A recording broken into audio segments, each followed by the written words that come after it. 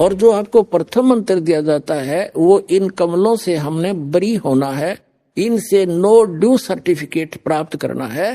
तो इन मंत्र के जाप जो दास ने आपको बताए हैं, एक दिन में 108 मंत्र, कोई घने नहीं होते, करके देखिए। तो कई भागों में कर ले, एक बार नहीं कर सके 10 कभी कर ले, 20 कभी कर ले, फिर 20 कर ले, यानी 3 भागों में कर ले, 4 में कर ले। लेकिन एक बार अभ्यास पड़ा फिर तो आप पढ़े ना जा, कई माला फेर दोगे। तो जितना करोगे उतना ही अच्छा है। नहीं, एक माला में आपका खूब काम चल जाएगा। और फिर ये सतनाम का जाप 2 अक्षर का। कई भ्रमित हो जाते हैं क्योंकि ज्ञान तो रहा नहीं हमें, छोटे मोटे 10 20 100 200 चेले बना रहा है, वो फिर उनको भ्रमित करने के लिए कह देता है कि पहले मंत्र में भी वही नाम है, सतनाम में भी वही मंत्र है। ये क्या मंत्र मेरे से यही मिलते हुए कर रहा है एक बकवाद। अरे भले आदमी, यदि तू ही ऐसा गुणी होता तो यहाँ आने की क्या जरूरत थी तुझे। अपन आत्माओं जैसे एक लड़की के पिता का नाम हरि सिंह और पति का नाम हरि सिंह, तो हरि सिंह उस नाम से नहीं, वो किसका मंत्र है। अब जब उसको पूछेगा तू किसकी बेटी है, हरि सिंह की, तो वो कहाँ उसकी सुरती जाएगी अपने पिता पे। और फिर कहेगा, पूछेगा आप किसकी पत्नी हो, हरि सिंह की। वो हरि सिंह कौन और वो हरि सिंह कौन, नाम एक है लेकिन वो व्यक्ति 2 हैं, और उनके गुण और उनके नाते में भी अंतर है। इसी प्रकार जो मंत्र आपको दिए जाते हैं, दास जो मंत्र दे उसने ब्लाइंड फेथ करके देखो, ये प्रमाणित है। सब महापुरुषों ने जिनको मोक्ष प्राप्त हुआ उन्होंने भी यही जाप किए, ये आपके रूबरू कई बार कर लिया, रह कर और भी करते रहेंगे आपको दृढ़ विश्वास कराने के लिए। तो इससे क्या हो गया कि उस सच्चिदानंद घन ब्रह्म परम अक्षर ब्रह्म के पाने का ओम तत्सत, ये 3 मंत्र के जाप का निर्देश है, नथिंग एल्स। निर्देश का अर्थ है डायरेक्शन, अग्रम मग्रम नहीं, विकल्प नहीं इसका, फिर कोई और मंत्र नहीं है। कबीर परमेश्वर जी की असीम रजा से पुण्यात्माओं आप ये सत्यनारायण कथा सुनने के लिए उपस्थित हुए। अभी तक हमने जिन भी भगवानों को सत्यनारायण मान करके साधनाएं की, वो हमारी अबोधता थी, हमें ज्ञान ठीक से नहीं मिला था।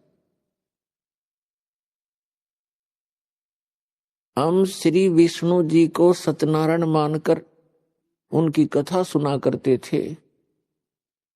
सत्यनारायण का अर्थ है, सत्य माने अविनाशी, नारायण माने यानी भगवान परमात्मा जो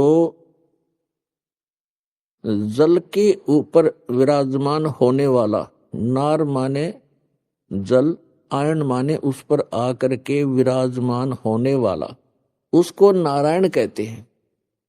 तो सत्य माने अविनाशी, नारायण माने परमात्मा, वो भगवान जो जल के ऊपर आकर विराजमान होता है, वहां निवास करता है। तो श्री विष्णु जी सतोगुण भगवान हैं, ये नासवान हैं। श्री देवी पुराण सचित्र मोटा टाइप गीता प्रेस गोरखपुर से प्रकाशित के 123 पृष्ठ पर उसमें स्पष्ट लिखा हुआ है, विष्णु जी कहते हैं अपनी माता दुर्गा से कि तुम शुद्ध स्वरूपा हो, ये सारा संसार आप ही से उद्भासित हो रहा है, मैं ब्रह्मा और शंकर आप ही की कृपा से विद्यमान है। हमारा तो आविर्भाव माने जन्म और तिरोभाव मीन मृत्यु होती है, हम अविनाशी नहीं। तो हमने गलती से इस चतुर्भुजी भगवान विष्णु जी को सत्यनारायण मान लिया, हमारे धर्म गुरुओं को ज्ञान नहीं था। अब सत्यनारायण अविनाशी भगवान कौन है? सत्य साहिब कहो, सत्यनारायण कहो, परम अक्षर ब्रह्म कहो, ये कौन है? ये असंख्य ब्रह्मांड का रचनेहारा और संचालक, इन सब का जनक है। वो कौन है? उसका शुभ नाम क्या है? उनका शुभ नाम है बंदी छोड़ कबीर साहेब, कबीर परमेश्वर, सत कबीर यानी सत साहेब, सत साहेब तो उसकी उपमा है, उनका गुण है, और वास्तविक नाम उनका है कबीर परमेश्वर। वो कौन है? जो काशी के अंदर 120 वर्ष तक एक जुलाहे की भूमिका, दानक की भूमिका करते हुए पूरे विश्व को ज्ञान प्रदान किया करते थे। वो परमात्मा सत्यनारायण है, सत्य साहेब है। पुण्यात्माओं, ये ज्ञान कहां से हुआ कि ये सत्यनारायण है? ये ज्ञान इस दास को कैसे हुआ? परमेश्वर की एक वाणी पढ़ी कबीर भगवान की कि वेद मेरा भेद है, मैं ना वेदन के माही, और जौन वेद से मैं मिलूं ये वेद जानते नहीं। ये चारों वेद मेरी ही महिमा का गुणगान कर रहे हैं, मेरी महिमा बता रहे हैं, लेकिन इन वेदों में वर्णित विधि से मेरी प्राप्ति नहीं हो सकती। इनसे हटकर एक और वेद है जिसको सूक्ष्म वेद कहते हैं, जिसको तत्व ज्ञान भी कहते हैं। उस वेद के अंदर मेरे पाने की विधि है और उसका ज्ञान इन वेदों में किसी में नहीं। तो यहां परमात्मा ने कहा है कि वेद मेरा भेद है और मैं ना मिलूं वेदन के माही, और जौन वेद से मैं मिलूं वो वेद जानते नहीं। इसका प्रमाण कहां है?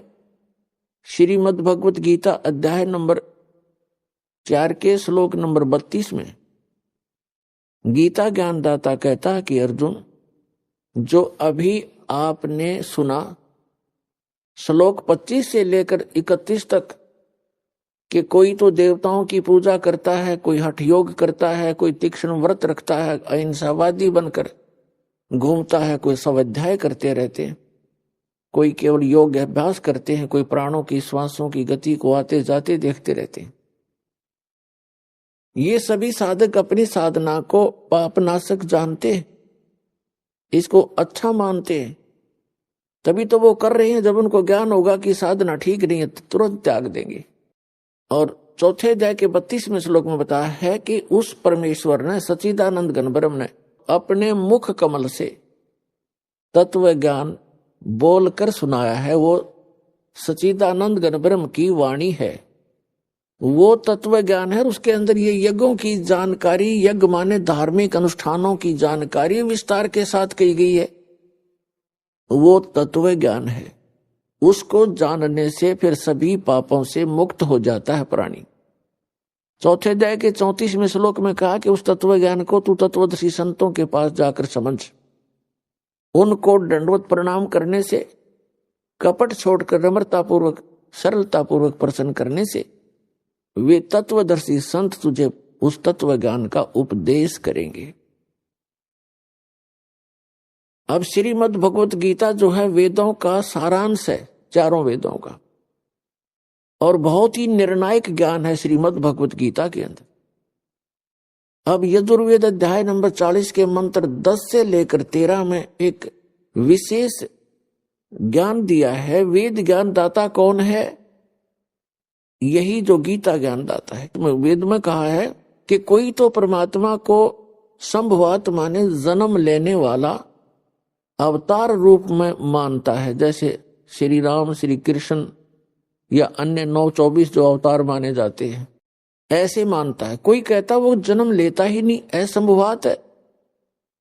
इसकी जानकारी तत्वदर्शी संत देते हैं, उनसे सुनो।